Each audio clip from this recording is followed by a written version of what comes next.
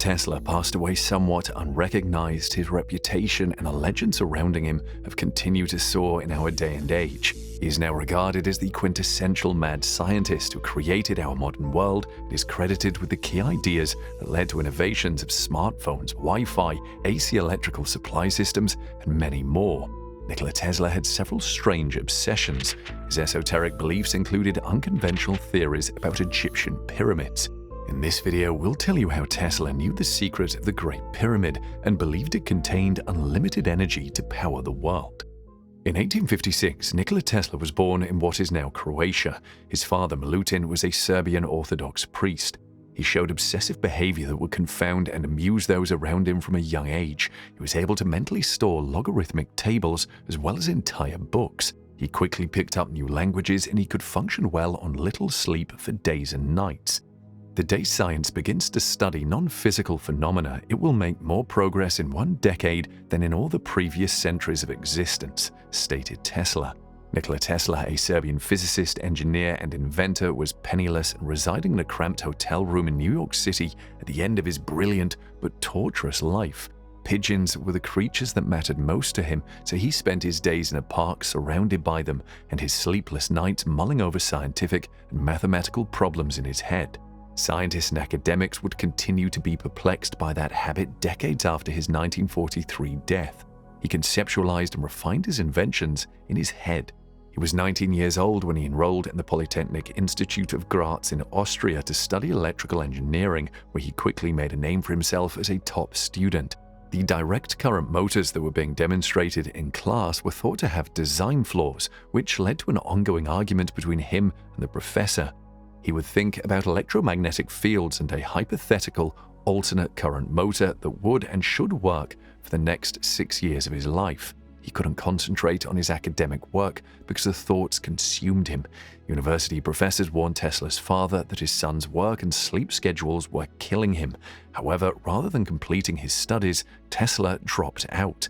Later, in Budapest, he developed plans for an induction motor that would serve as his first step toward the successful application of alternating current after visualizing the concept of the rotating magnetic field. Tesla started working for the Continental Edison Company in Paris in 1882 and 1883. While on assignment in Strasbourg, he built his first induction motor after hours. In 1884, Tesla boarded a ship bound for the United States. He arrived in New York with 4 cents, a few of his own poems, and calculations for a flying machine. He initially found work with Thomas Edison, but because of the two inventors' vastly different backgrounds and working styles, their separation was predictable. Tesla's polyphase system of alternating current dynamos, transformers, and motors was patented in May 1888. Tesla sold the patent rights to George Westinghouse, the president of the Westinghouse Electric Company in Pittsburgh. The deal sparks an epic battle of wills between Edison's direct current systems and the Tesla-Westinghouse alternating current strategy, which ultimately prevailed. Tesla quickly built up his own lab where he could unleash his creative side. He experimented with shadow graphs that Wilhelm Röntgen would later use when he discovered X-rays in 1895. Among Tesla's countless experiments were work on a carbon button lamp, electrical resonance power, and various lighting technologies. Apart from the concepts he developed and patented, Tesla had a wide range of other, sometimes quite mystical, research interests. His obsession with Egyptian pyramids, one of humanity's most mysterious and magnificent structures, was one of the most peculiar. Tesla spent his entire life researching them because he thought they had a higher purpose. What was it about the pyramids that he found so alluring? He wondered whether they were enormous energy transmitters as he looked into ways to transmit energy wirelessly. Pyramids are regarded as a symbol of human civilization. It is one of the world's miracles. Egypt's ancient civilization is distinguished from the rest of the civilizations by its emphasis on religion. It is buried in secrets that have not been revealed since 4500 BC. Electricity is one of those secrets. According to Tesla, the Egyptian pyramids' power was generated not only by their shape, but also by their geographic location. In order to utilize the Earth's energy field, he constructed the Tesla Experimental Station in Colorado Springs and the Wardenclyffe Tower, also known as the Tesla Tower, on the East Coast. He persuaded J.P. Morgan that he was on the verge of a breakthrough, and the financier provided Tesla with more than $150,000 to fund what would become a tremendous, futuristic, and startling tower in the middle of Long Island, New York. When Tesla's plans to establish a global wireless transmission system were made public in 1898, Wardenclyffe Tower would be his final opportunity to obtain the fame and fortune that had always eluded him. Based on his theories about how the Earth could conduct the signals, Tesla intended to transmit messages, telephony, and even facsimile images across the Atlantic to England and ships at sea. In order to better compete with Guglielmo Marconi's radio-based telegraph system, he decided to scale up the facility and implement his ideas of wireless power transmission. Tesla developed his own theories on how a global wireless system would function through laboratory work and later large-scale experiments at Colorado Springs in 1899. These experiments led him to theorize that by applying electric current to the Earth at precisely the right frequency, he could harness the planet's electrical charge and make it resonate at a frequency that would be amplified in standing waves that could be tapped anywhere on the planet to power devices or through modulation carry a signal. Instead of the more recent theories of airborne electromagnetic waves, his system was based on the 19th century concepts of electrical conduction and telegraphy, which involved an electrical charge traveling through the ground and returning through the air. Tesla did not conduct scientific experiments to test his theories, but he did demonstrate wireless power transmission at Colorado Springs by using electric lights mounted outside the building where he had his large experimental coil. According to his theory, he had allegedly attained Earth resonance, which would function no matter the distance. James S. Warden, a land developer who was creating the Wardenclyffe on Sound resort community in Shoreham on Long Island Sound, sold Tesla 200 acres of land close to a railroad line 65 miles from New York City. Wardenclyffe would eventually serve as a hub city in Tesla's plans for a global network of 30 wireless plants that would transmit messages and media content in addition to electrical power. It was planned for the area around Wardenclyffe plant to be what Tesla would later refer to as a radio city, complete with factories making his patented products. On a portion of his remaining land, Warden planned to construct housing for the 2,000 to 2,500 Tesla employees who were anticipated. The contract for the construction of the electrical laboratory and wireless telegraph plant at Wardenclyffe was finalized by Tesla at the end of July 1901. The cupola was 68 feet in diameter and the tower was 186 feet tall when Tesla began construction of Wardenclyffe. A cupola, a 55-ton steel hemispherical structure, was built onto it. The design of the structure made it possible to remove and replace each component as needed. The remainder of the facility grounds were taken up by the main building. The main structure of the Wardenclyffe facility was designed by Stanford White. It had a machine shop, a boiler room, an instrumentation room, a room for generators, and a lab area.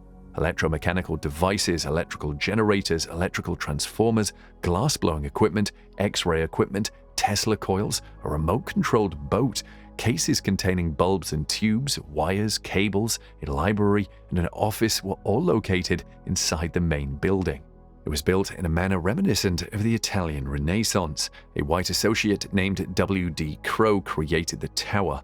To establish some sort of ground connection, the tower underwent a great deal of construction, but Tesla and his workers kept the public and the press away from the project, so little is known about it. The locations were selected in accordance with the laws governing the construction of the pyramids of Giza, which were based on the relationship between the planet's elliptical orbit and the equator. The design was made with wireless energy transmission in mind. There are also claims that numerology played a role in Tesla's thought process. According to many accounts, Tesla was an odd person with obsessive traits.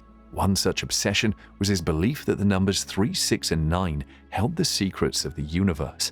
He would make 3 passes around buildings before entering them or stay in hotels whose numbers could be divided by 3. He selected other options in groups of 3. Some theorize that Tesla's obsession with these numbers was related to his preference for pyramidal shapes and his conviction that mathematical ratios and fundamental laws are a part of a common mathematical language. The pyramids are viewed by some as structures that could be producing energy, acting as purposefully placed messengers, or even as codes from ancient civilization because we don't know how or why they were built. discoveries have shown that the ancient Egyptians were capable of producing electricity. The discovery of the symbols on the walls demonstrated that they made light work by using electromagnetic waves emitted by the Earth. In addition, the holes in the pyramid were designed to allow starlight to enter Pharaoh Khufu's tomb. The corridors were built using a unique type of stone where the stones act as mirrors and reflect light. On the core principle of the moon, these stones also absorb and radiate nighttime lighting. The construction of the pyramid's form is still the subject of research. According to some scientists, the pyramidal shape of the Earth and its location cause it to emit electric waves that are strong enough to light up the major cities around the globe. Pyramids built during various historical eras reflect various architectural knowledge and serve as a reminder of the glorification of life after death. Pyramid enigmas are still unsolved. No evidence of any lost civilization could be found during excavation works, despite some claims that it exists beneath the pyramids and some inaccurate publications and TV shows on the subject. The history of ancient Egyptian civilization has instead been partially illuminated by the discovery of artifacts like bakeries, inscriptions, and Egyptian tombs. The lives of Egyptian kings and their families are depicted on the walls of tombs. Information about Egyptian religion is provided by inscriptions on the walls. Head of the American University in Cairo Press, Mark Linz, remarked, "The ancient Egyptians were great people just like us, but they built this wonderful civilization. We should learn from them instead of attributing these marvels to others." Mark publishes the works of numerous well-known, acknowledged scholars in ancient Egypt. The Great Pyramid is the oldest of the three large pyramids at Giza, and all three were built during the reigns of the 4th dynasty pharaohs Khufu, Khafra, and Menkaura. Of the three pyramids in the Giza necropolis, the Great Pyramid is the oldest, tallest, and largest. In human history, it is the most significant man-made structure. The pyramid has a height of 485 feet and a base that is 763 feet wide. There are more than 13 acres at the base. It has roughly 2 to 4 million granite blocks inside, each weighing around 2.5 tons for a total of about 6 tons. The entrance is located on the north face about 50 feet above the base. From the entrance, a short, constrained descending passage leads downward. About 95 feet from the entrance, a constricted ascending passage begins upward from the descending passage. The length of the rising passage is about 125 feet. Toward the end, there are 2 more passages. The Queen's Chamber is reached through a narrow 125-foot horizontal passage. Another passage, known as the Grand Gallery, is 157 feet long. It leads to the King's Chamber. There are several tiny empty chambers right next to the King's Chamber, but they are not connected to it. Some experts have interpreted reliefs in the Hathor Temple at Dendera, several dozens of kilometers north of Luxor, as lamps. A wall features wavy-lined snakes, human figures, and bulbous objects. These inscriptions are the source of the Dendera light bulb theory. 3 stone reliefs portray a lotus leaf and flower from which a snake emerges. A snake, which resembles a lamp, is touching the arms on the other side. This snake is sometimes misidentified as a bulb.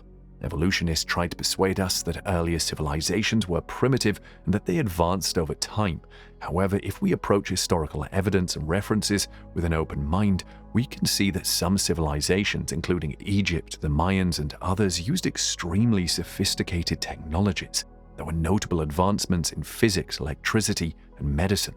Ancient Egyptian gold objects were fine gold-plated, which requires electricity. It is also said that they used electricity in their weaving mills. Torches can be seen in reliefs. Although soot was discovered in some areas of the pyramids, it was absent from the corridors and tombs. These locations might make use of electricity. The first arc light and the Baghdad battery were operated at that time. The arc lamp is evidence that electricity was used. The long-term energy supply to the lighthouse of Alexandria must come from a reliable electrical source. Some people think of the pyramids as immense electrical power plants. White limestone was used to cover the Great Pyramid because it has excellent insulating qualities. For this insulation, controlled electricity release is necessary. Pyramids also made use of another kind of limestone. This form had a crystal in it, making it a potential electrical conductor. The small amount of metal present in this particular variety of limestone allowed for maximum power transmission. Granite, a radioactive material and conductor, was used to build the pyramid shafts. Pyramids have amazing insulating and conductive qualities. These conductive materials are used in the same way as an insulated electric cable. The Giza Plateau is home to many underground water channels and the pyramids. Water can be found in the spaces between limestone layers, and these layers also conduct electricity. The surfaces generate electric current when the River Nile's flow is at its greatest. This electric current is carried to chambers that are lined with granite. A gold capstone at the pyramid's summit makes an excellent conductor. The bottom electromagnetic field travels up to the top. The transfer of negative ions to the ionosphere was aided by this capstone, thus a current was produced. In his Wardenclyffe Tower, the pyramid effect was applied by Nikola Tesla. The electromagnetic field in the pyramids and the electromagnetic technology used in Tesla's tower are similar. In the tower, he intended to produce a manipulated lightning strike. Both systems generate native ions and transmit them wirelessly. Pyramid reliefs show handheld lamps with bulbs. We are reminded of Nikola Tesla's description of these bulbs. Tesla was able to light a bulb while holding it in his hand without the use of any electrical wires by transferring current through his body. Pyramids appear to be useful structures, even though they are frequently viewed as nothing more than tombs. The pyramids are massive capacitors and electromagnetic machines. In the Great Pyramid's King's Chamber, a stone chest called the Ark of the Covenant is accessible. When its dimensions and location are considered, the Ark of the Covenant is regarded as the superconductor needed by the pyramid. A wireless transmission facility called Wardenclyffe Tower was built by Nikola Tesla. To boost the voltage at the top, he wanted his tower to be tall, and he made it octagonal because of the unique wave properties of this shape.